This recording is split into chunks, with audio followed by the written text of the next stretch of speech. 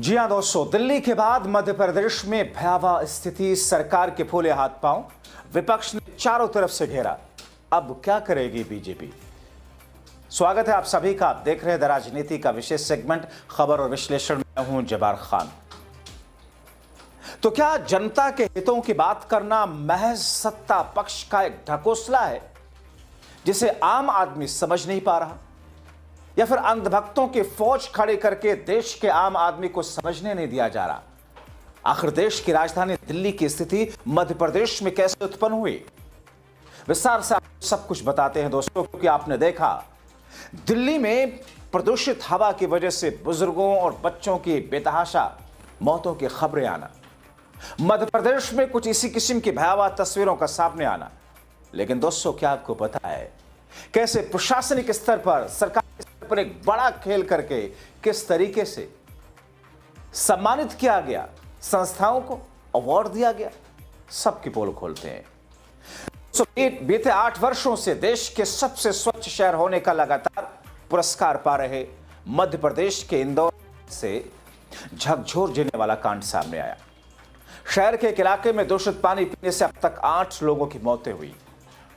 दिल्ली में सांस लेना मुश्किल, तो मध्य प्रदेश में लोगों की जिंदगियां खत्म हो रही है। 150 से ज्यादा लोग अस्पताल के बिस्तर पर हैं। बड़ी संख्या में बीमार लोग घरों पर इलाज करवा रहे हैं। हालांकि ने 3 मौतों की पुष्टि की है। मामला सामने आने के बाद हड़कंप मध्य प्रदेश सरकार ने जांच बिठा दी है। 3 बनाएगी। मगर ये मौतें क्यों हुई, ये सुनकर आपको सरकार पर आक्रोश। ये मौतें इंदौर के भगीरथपुरा में दूषित पानी पीने से हुई। अब तक मारे गए लोगों में आपको बताऊं 75 वर्ष के, 69 वर्ष के, 31 वर्ष के, 74, यानी ज्यादातर लोग 55-60 वर्ष से ज्यादा के हो। बीते 4-5 दिनों में से 100 से ज्यादा, 150 के आसपास लोग अलग अलग अस्पतालों में भर्ती हैं। इनमें कई की हालत नाजुक है। कुछ लोगों की हालत ठीक होने पर अस्पताल से छुट्टी की गई है। जिला प्रशासन महज 3 लोगों की मौत की पुष्टि करता है, जबकि 10 से 12 लोगों की मौतें हो चुकी है। दोस्तों, स्वास्थ्य विभाग द्वारा दी गई आरंभिक जानकारी के अनुसार मृतकों में नंदाल, उर्मिला, तारा किशोरी शामिल हैं। इन तीनों की मौतें डायरिया से होना बताया गया। नंदाल को दिल का दौरा आना भी बताया जा रहा है। स्थानीय लोगों का आरोप है कि बीते कई दिनों से बदबूदार गंदे पानी की सप्लाई हो रही है। हर जगह शिकायतें, लेकिन ध्यान नहीं। लोग लगातार बीमार पड़ रहे हैं। 4 दिनों से शिकायतें बढ़ी। लोगों को उल्टी, दस्त, बुखार सहित पेट संबंधित समस्याएं बढ़ने लगी। हॉस्पिटलाइज होना पड़ा। मौतों की संख्या में इजाफा। बड़ी संख्या में बीमारी की खबर से प्रशासन सिस्टम सक्रिय हुआ, मगर अभी भी वही ढाक के 3 पात। भगीरथपुरा में चौकी से लगे शौचालय के नीचे मेन लाइन में लीकेज सामने आया। इस लीकेज से ही दूषित पानी पेयजल की पाइपलाइन में मिला होगा।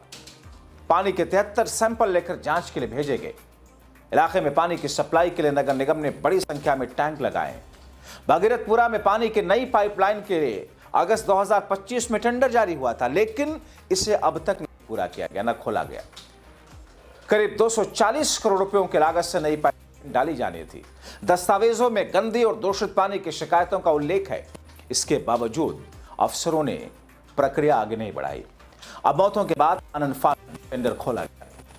उधर उस इलाके में बीमारी के हालत किस कदर गंभीर बन रहे हैं, इसकी पुष्टि क्षेत्रीय मेडिकल रिपोर्ट से आई हुई जानकारी से आ रही है। इलाके में मेडिकल शॉप संचालकों से बातचीत के बाद सामने आया, उल्टी, दस्त, बुखार की दवाइयां जितनी साल भर में नहीं बिकती, उतने बीते 4 दिनों में बिक गई। अब आप सोचिए कि लोकल लेवल पर जो केमिस्ट शॉप है, मेडिकल शॉप है, साल भर में इन चीजों की दवाइयां जितना वो बेचते हैं, उतना 4 दिनों में बेच दिया। लोग किस कदर परेशान हैं। स्टॉक खत्म होने के बाद फिर से दवाइयां मंगानी पड़ रही हैं।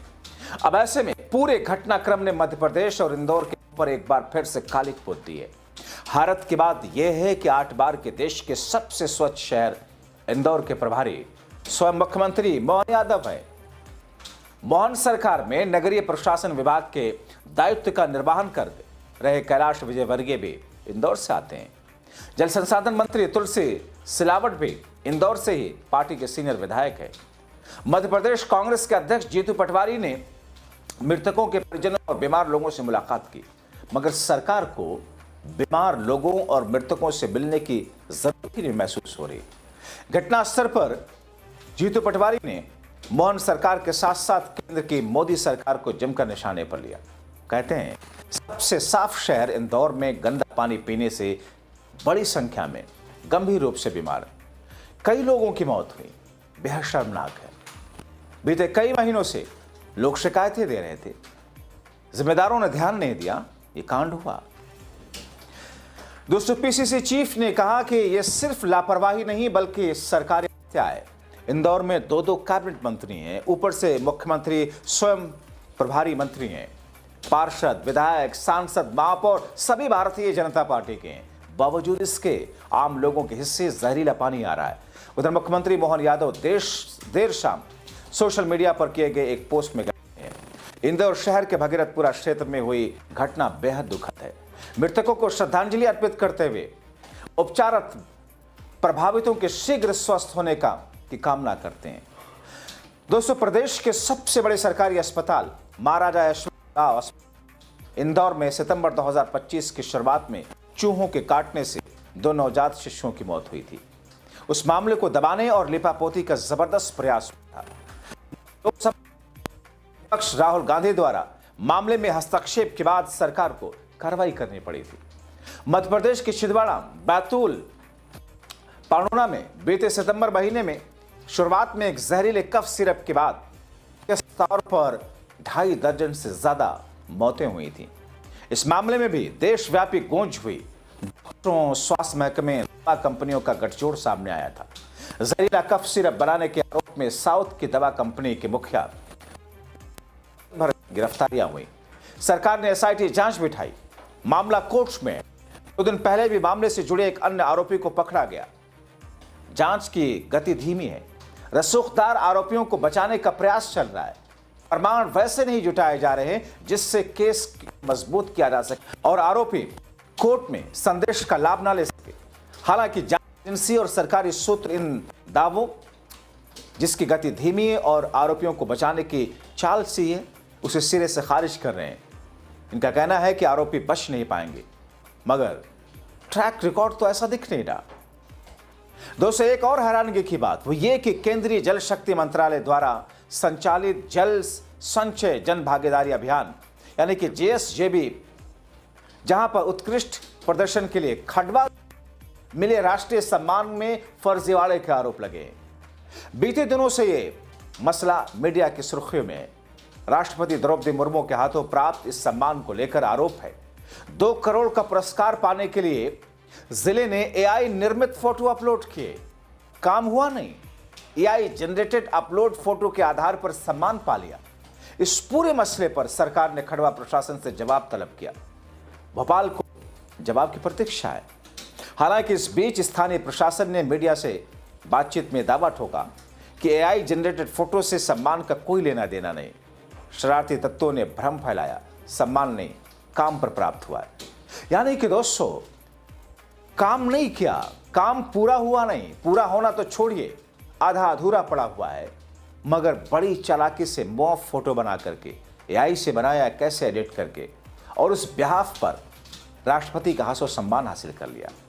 यानी कि मौजूदा वक्त में इंफॉर्मेशन टेक्नोलॉजी के इस दौर के स्तर पर एजेंसियां, विभाग, सरकारें किस तरीके से अपनी वाहवाही करा रही है, मगर दूषित पानी के पीने की वजह से 10 से ज्यादा लोगों की मौतें हो चुकी हैं। कोई खोज खबर नहीं ले रहा। सिर्फ कफ का मामला ठंडा पड़ चुका है। धीरे धीरे जांच अपने रद्दी की टोकरी में चली जाएगी। मगर इन तमाम चीजों में दिल्ली में अभी तक पॉल्यूशन जिससे राहत लोगों को नहीं मिले। अगर देश की राजधानी दिल्ली का यह हाल है, तो फिर मध्य प्रदेश जैसे दिल्ली से दूर दराज इलाके में क्या कुछ हो रहा है? क्या लेना देना किसी को? क्या लेना देना नेशनल मीडिया को? खैर, वैसे तो वो मीडिया भी नहीं है। तो ऐसी स्थिति में दोस्तों, आने वाले दिनों में इन तमाम चीजों पर क्या कोई बड़ा एक्शन होगा? आखिर अदालतों की जिम्मेदारी यह भी है कि सो मोटो लें, स्वतः संज्ञान लें, मगर क्या अदालतों पर भी किसी तरह का जोर और जब्र है, दबाव है?